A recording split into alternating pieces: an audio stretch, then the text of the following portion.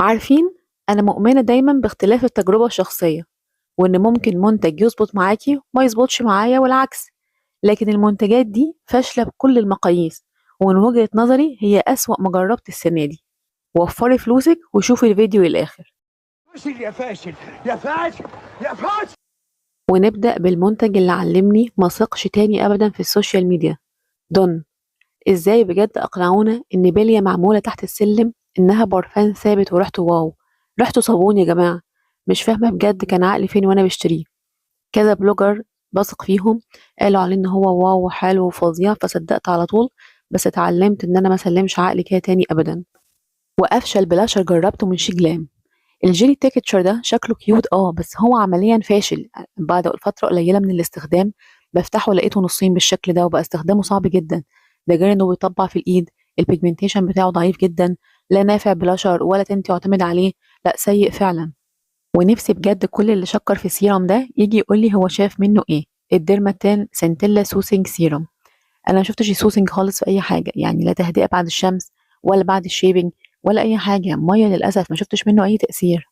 والليب ماسك دوت من شي ان فاشل جدا. لا ترطيب ولا بيغذي ولا حتى لمعه. وبيتزحلق اول لما تحطيه. اي ليب بالم عندك هتبقى احسن منه، محدش يفكر فيه خالص. نفس الفكره برضو. الماسك دوت عشان خطوط الجبهه اشتغاله، ولا بيعمل اي حاجه ولا حتى ترطيب مؤقت زي الماسكات العاديه. فمحدش يفكر يجربهم مهما شفتهم اعلانات ليهم او سعرهم رخيص، لا هم فلوس على الارض. وسيرم الشعر دوت من لوريال. المفروض المجموعه ديت فيها 2% هيالورونيك اسيد. وكاتبين كمان ان هو فور دراي هير. بس بصوا خفيف جدا ازاي. يعني انا بستخدمه زي بخاخ الميه كده لما نيجي نعمل ريفرش للكيرلي بنستخدم بخاخ ميه. انا بستخدمه كده الحقيقه. يعني مستحيل يعتمد عليه لوحده. لا بيرطب ولا بيحبس الترطيب ولا بيعمل اي حاجه غير ان ريحته حلوه. كاتبين في الاعلان بيفضل 72 ساعه ترطيب. لا ما شفتش منه الكلام ده خالص. يمكن ينفع لشعر ناعم اصلا مش محتاج ترطيب. ولكن كشعر ويفي او كيرلي وحتى مش جاف قوي. لا ملوش اي لازمه ومش سيرم اصلا، شويه ميه وريحه حلوه. السبوت تريتمنت دوت من لاروش بوزيه، كان الدكتور كاتبهولي لحبوب اللي بتطلع في الدقن وحبات المناسبات. سنه كامله بستخدمه على كل انواع الحبوب. ما شفتش منه اي نتيجه خالص. لا بيقلل حجم الحبايه ولا بينشفها ولا بيعمل لها اي حاجه. وبالرغم اني بحب المنتجات الكورية جدا، لكن الكريم ده خيب املي. وده برضو يثبت لنا ان مش كل الكوري تحفة، في منهم منتجات فكسانة عادي جدا. توسو وانج اربيوتين 5% وايتنينج كريم.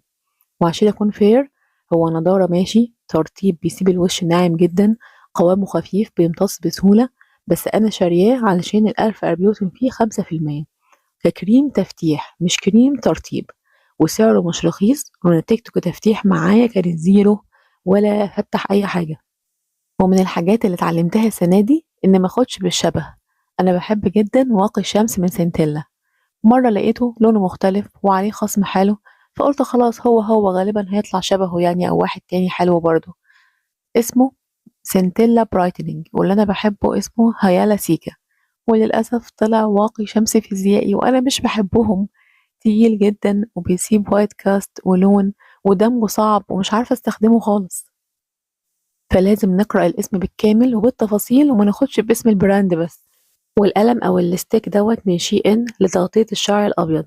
هل فعلا بيغطي الشعر الأبيض؟ أيوة فعلا بيغطيه. بس عدوا معايا بقى عيوبه والمشاكل اللي بيعملها. بيطلع في الإيد.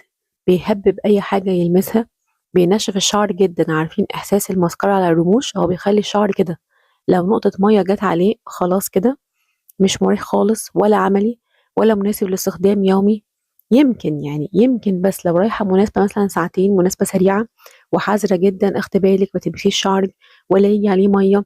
ساعتها ممكن يمشي حاله. غير كده لا، مش بديل صبغة. ومش حل عملي، ولا فاهمة بصراحة تقييماته العالية على شيء ان دي جت منين. والمنتج اللي صدمني بجد. اولابليكس نمبر 6. كان عندي توقعات عالية كلها راحت.